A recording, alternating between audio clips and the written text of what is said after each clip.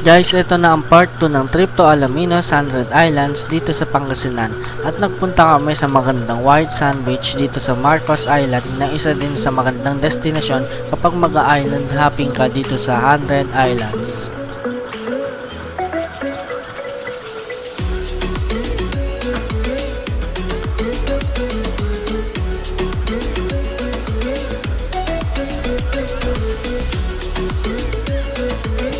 Ngayon nga guys, may mga batang nag-enjoy sa magandang beach na to at napakalinaw ng tubig dagat dito sa Marcos Island.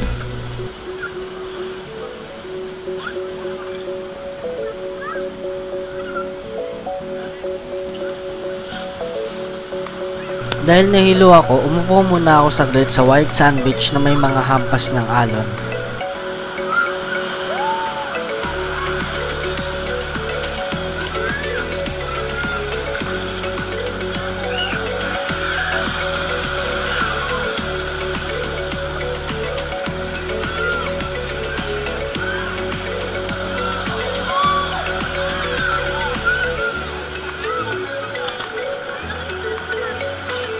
At syempre, sumisid din ako kahit papano. After sa Marcos Island, nag-try naman kami mag-banana boat. Ayun nga guys, magba-banana boat kami.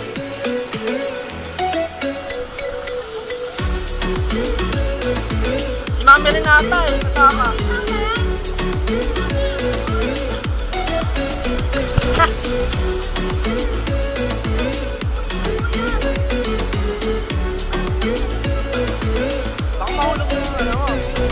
Bale, first time lang namin mag-banana boat na may halong kaba dahil di biro humawak na mabuti dahil ang takbo ng jet ski aabot sa 90 kph.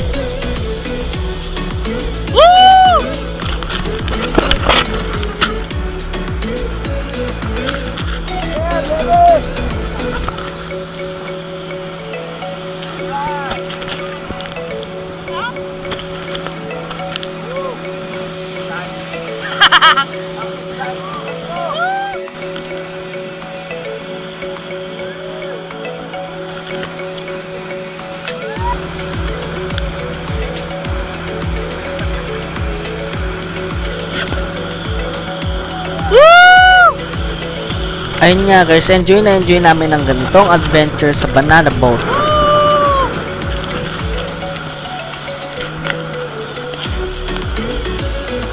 Pansamantalang tumigil muna kami sa harap ng Pilgrimage Island.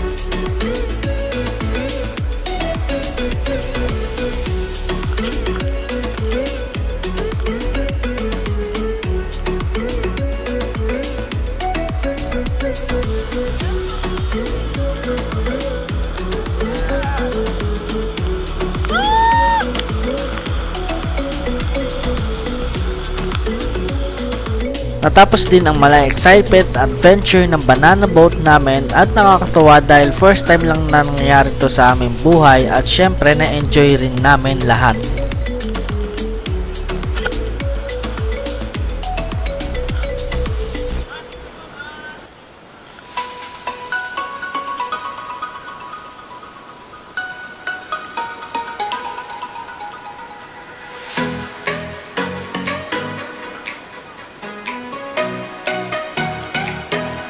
Video lang.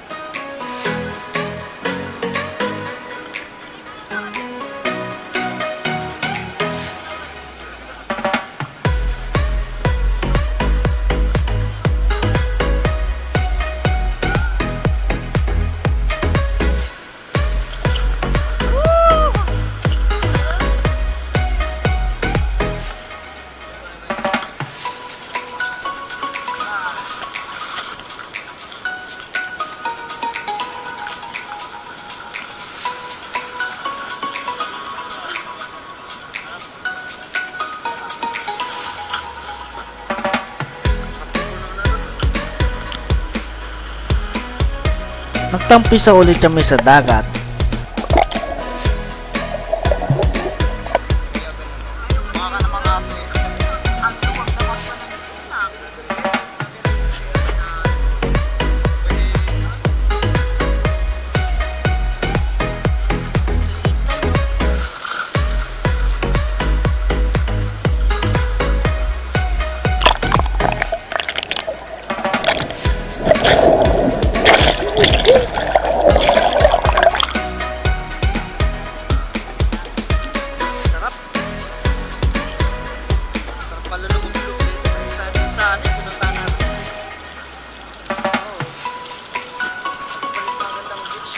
Dahil na-enjoy rin namin ang dagat at ayun, maglilibot muna kami hanggang sa dulo ng 100 Island.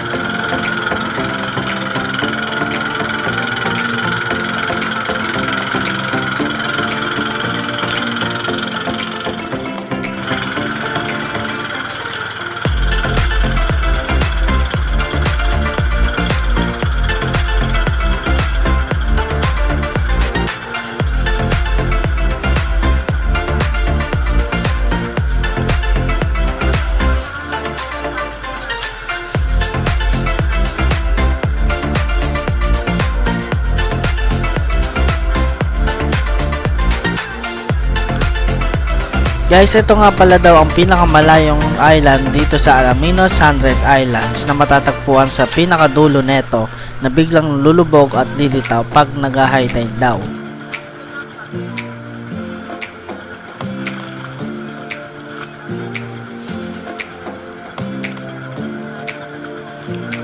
At ito guys, tuloy-tuloy pa rin ang paglilibot namin sa dulo ng 100 Island.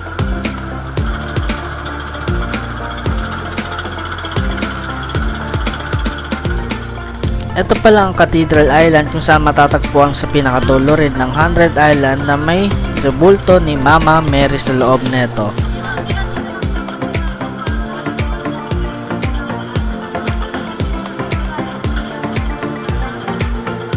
Nararamdaman na namin ang sobrang lakas ng hampas ng alon kaya babalik na kami ulit dun sa pinanggalingan namin. At dahil nakabangka lang kami, syempre natatakot din ako at may phobia sa dagat.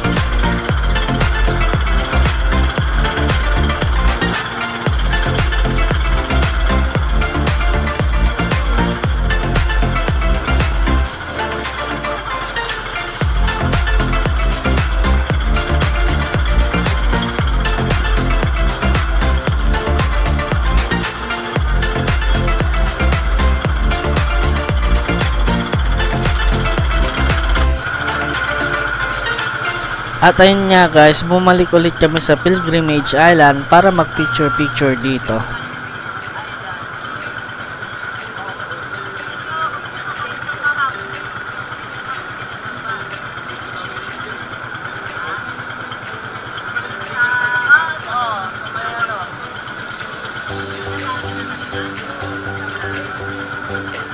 Grabe taas naman yun.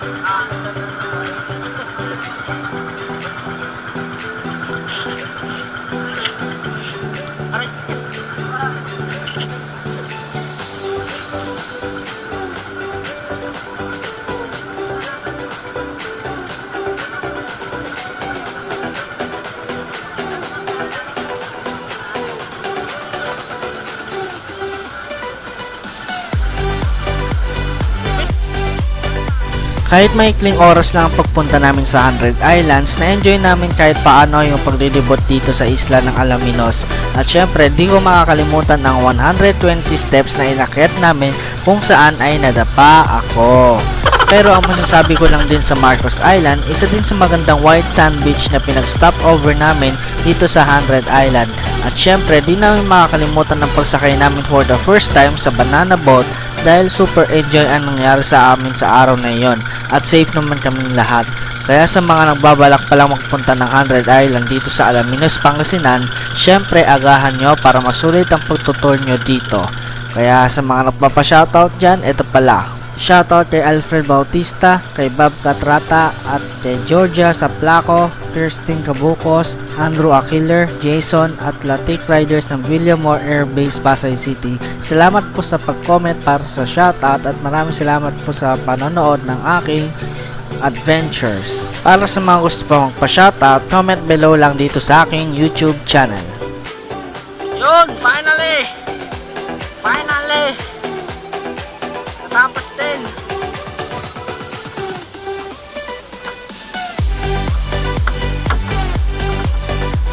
At ayun nga guys, nakabalik na ulit kami dito sa Lucap, Pangasinan. Salamat sa inyo kuya ha. Okay lang. Hindi na. Doon lang yun sa 100 step. Ay, doon lang sana napagod. Ulit ah.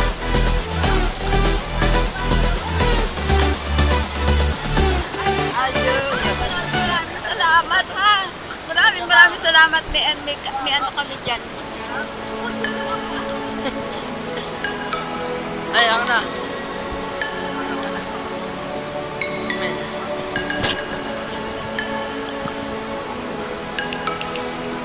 Ayun nga guys, nagpapasalamat ako kay God at walang nangyari sa aming masama sa aming lahat.